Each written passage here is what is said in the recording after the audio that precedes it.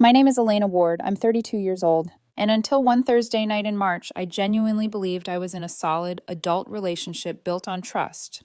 Imperfect, sure, but real. I had been with Ryan Cole for 6 years. We met in our mid-20s at a mutual friend's engagement party. He spilled red wine on my dress, apologized 3 times, then made me laugh hard enough that I forgot to be annoyed. We started dating a few weeks later, moved in together after about a year and a half. No dramatic proposals, no rush to labels, just a shared apartment, shared routines, shared plans. Ryan worked in marketing. I was a software analyst. Our lives fit together easily at first. But somewhere around year 5, the fit loosened. He started staying out later. Work stuff, he'd say, networking events, client dinners, team celebrations that somehow never ended before midnight. I didn't question it at first. His job was social. Mine wasn't. I spent most nights on the couch with my laptop or a book. He spent his nights out. It made sense until it didn't. The night everything broke was a Thursday. I remember that clearly because Thursdays used to be our quiet nights. Takeout. One episode of something neither of us loved enough to argue about.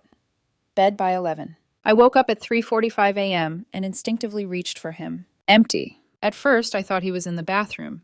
Then I noticed the silence, the particular kind that feels wrong. I checked my phone. No message. No missed call. I walked through the apartment. His shoes were gone. His jacket was gone. His keys weren't on the hook. But his car was still in the garage, which meant he'd left with someone else. I texted him, "Where are you?" No response. I called. Straight to voicemail. I sat on the couch and waited, staring at the dark window like it might explain something if I looked long enough. 4 a.m., 4:15, 4:30. At 4:47 a.m., I heard keys in the door. Ryan walked in like it was 6 in the evening. Calm, casual, almost cheerful. "Oh, hey," he said, sounding surprised to see me awake. "Where were you?" I asked. "Out." "Where?" "With friends." "It's almost 5 in the morning." We lost track of time. "Which friends?" He dropped his bag on the counter harder than necessary. "Does it matter?" "Yes, it mattered." "You were gone all night," I said quietly. "Your phone was off. I didn't know where you were." He turned on me then, sharp, immediate. "Stop acting like I owe you explanations. I'm not reporting to you." I stared at him. He wasn't drunk. He wasn't apologetic. He was angry, like I was the one who'd done something wrong. I stood up slowly. "Got it." "Got what?" he snapped. "Nothing," I said. "Forget I asked." I walked back into the bedroom and closed the door. He stayed in the living room for a while. I heard the TV turn on, then off. He came to bed around 5:30 and fell asleep instantly. I didn't sleep at all. The next morning, he acted like nothing had happened. Made coffee, kissed my cheek, told me to have a good day. I nodded. But something inside me had already gone very quiet and very final. The morning light felt wrong. It spilled through the blinds like nothing had happened, like Ryan hadn't come home almost at dawn, like he hadn't looked at me with irritation instead of concern when I asked a single reasonable question. He moved around the kitchen, humming, scraping toast into the sink, scrolling through his phone like the night before was already archived and forgotten. "You okay?" he asked casually, not even looking up. "Fine," I said. "You seem tired." "Just didn't sleep well." He shrugged. "Long week?" That was it. No apology, no explanation, no curiosity about why his girlfriend looked hollowed out at 8 in the morning. He grabbed his jacket. "See you tonight." The door closed behind him and the apartment went still. I stood there longer than I meant to, staring at the space where he'd been.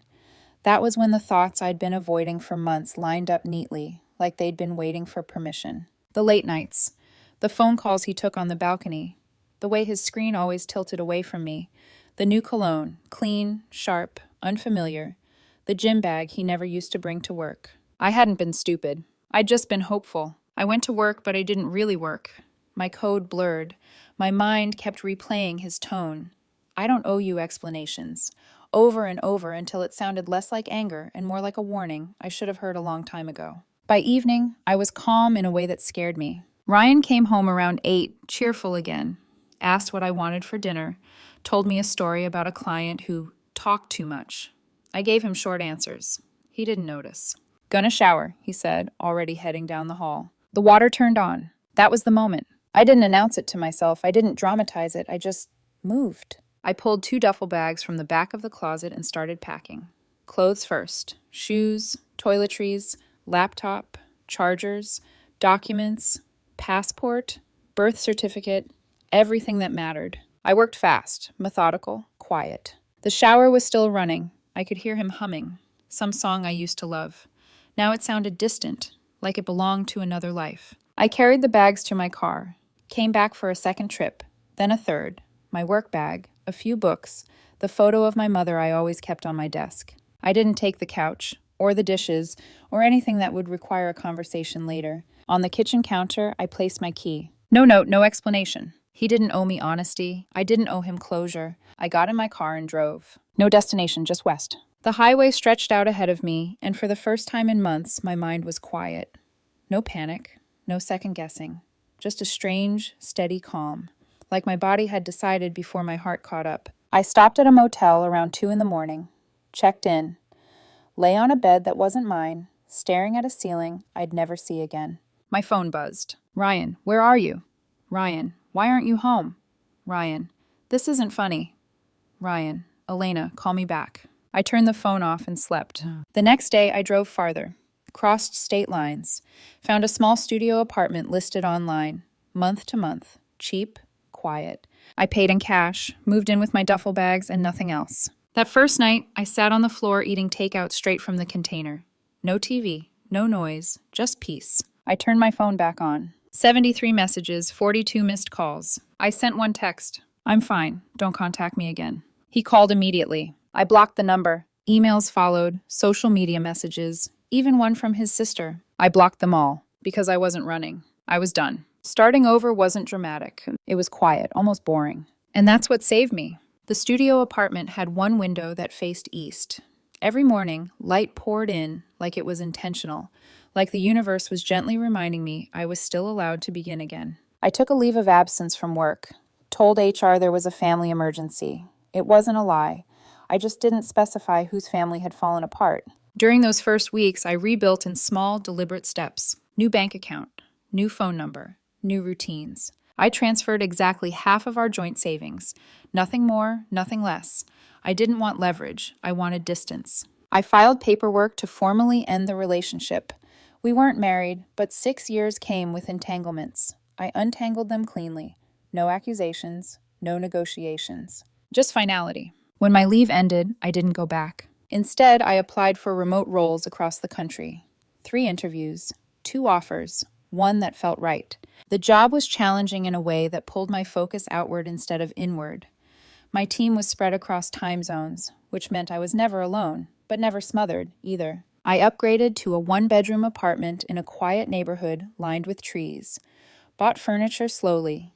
Chose pieces I actually liked, not ones that matched someone else's taste. I started running in the mornings, joined a gym, learned which grocery store had the best produce, built a life that didn't require explanation. Months passed. I didn't date at first, not because I was afraid, but because I was content. Then one afternoon, in a coffee shop downtown, someone asked me a question that changed everything. Is it any good? He said, nodding toward the book in my hands. I looked up. He had kind eyes, the kind that actually waited for the answer. Yeah, I said, the ending wrecked me. He smiled. That's my favorite kind. His name was Daniel Harper. He taught history at a local high school.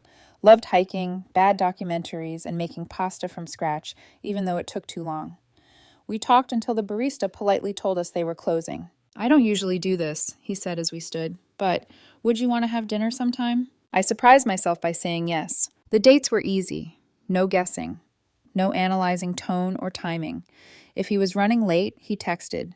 If he didn't understand something, he asked. When I told him I'd been in a long relationship that ended badly, he didn't pry. When I was ready, 8 months in, I told him everything. The night, the silence, the way I left. That must have taken strength, he said quietly. It took exhaustion, I corrected. He nodded like he understood the difference. We moved in together a year later, got married not long after, in a small outdoor ceremony with close friends and family. Nothing extravagant, just vows we meant. 6 months after the wedding, I found out I was pregnant. I cried in the bathroom, hands shaking, overwhelmed by a joy I didn't know I still had access to. Our daughter was born on a Tuesday in April. 7 pounds, 3 ounces. Perfect. When I held her for the first time, something inside me rearranged permanently. I finally understood what love felt like when it didn't require fear. 4 years after the night Ryan came home at dawn, my life was quiet in the best way. Predictable, steady, I was managing a regional team now. 2 promotions in 4 years. A job that trusted me. A husband who never made me guess. A daughter who ran to the door every time she heard my keys. We'd moved into a house in the suburbs. 3 bedrooms, a backyard, a small swing set. Daniel installed himself, even though the instructions were terrible. Happiness didn't announce itself anymore, it just existed. That was why the interruption felt so jarring. It was a Tuesday afternoon. I was reviewing reports when my assistant knocked. "There's someone here to see you," she said carefully. "He doesn't have an appointment. Says it's personal." "Did he give a name?" She handed me a card. Ryan Cole. For a moment, the office felt too small. My pulse picked up, not with fear, but with surprise. I hadn't thought about him in months. Maybe longer. "Tell him I'm busy." "I tried," she said. "He's insistent." I closed my eyes, took a breath. "Fine, 3 minutes." When he walked in, I barely recognized him. He looked thinner, older. His confidence, once effortless, was gone. His hair was shorter, darker. His clothes muted, like he'd learned to stop trying to be noticed. "Hi," he said. "What are you doing here?" "I needed to see you." "You shouldn't have." He sat down without being invited. His hands shook slightly. "That night," he said quickly, like he'd rehearsed it, "when you asked where I wasn't cheating." I didn't respond. "I was with a friend," he continued. "A woman who was going through a divorce. She needed me." I watched him carefully, the pauses, the phrasing. "Then why didn't you say that?" I asked. "Because you were interrogating me." I got defensive. I leaned back in my chair. "So you let me believe the worst," I said calmly, and watched me walk away. He swallowed. "I didn't think you'd actually leave." "That," I said, "is the problem." Silence stretched between us. "Why are you really here?" I asked. He looked down. "I needed to apologize. I've spent years regretting that night. I've moved on." "I know," he said quickly. "I saw your wedding announcement." "Then this conversation is unnecessary." He stood slowly, defeated. At the door, I said, "Were you really with a friend?" He froze. "No," he said finally. "It was my ex-girlfriend. We'd been having an affair. 3 months by then." I nodded once. "Thank you for finally telling the truth." He opened the door and stopped. My daughter came running down the hallway. "Mommy!" I scooped her up instinctively, kissing her cheek. Her laughter filled the room. Ryan went pale. "You have a child?" "Yes." "How old?" 3. He did the math, winced. "You moved on fast."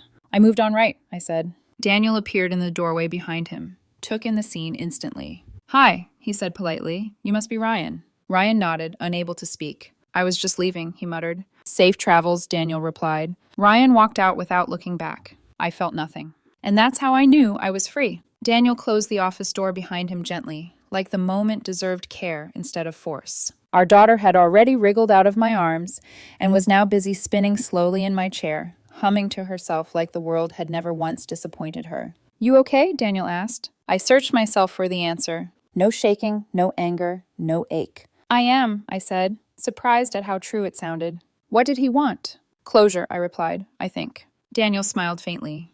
"Did you give it to him?" "I gave him the truth. That's all he gets." He kissed my forehead the way he always did when words felt unnecessary. "Lunch? The 3 of us?" I looked at my daughter, now pretending the chair was a spaceship.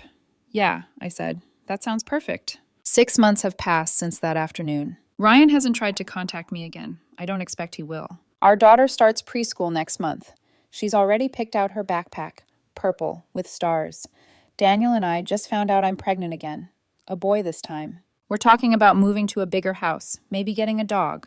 Ordinary things. The kind of ordinary that once felt impossible. Sometimes I think about that night, the argument, the silence, the decision to leave without looking back. People have told me I overreacted, that I should have stayed, demanded answers, gone to counseling, fought harder. But here's what I know now. Someone who respects you doesn't make you beg for honesty. Someone who loves you doesn't make you feel unreasonable for asking where they were at 4 a.m. And someone who values you doesn't turn your trust into a liability. Leaving wasn't dramatic. It was necessary. Ryan wanted closure. What he really wanted was forgiveness.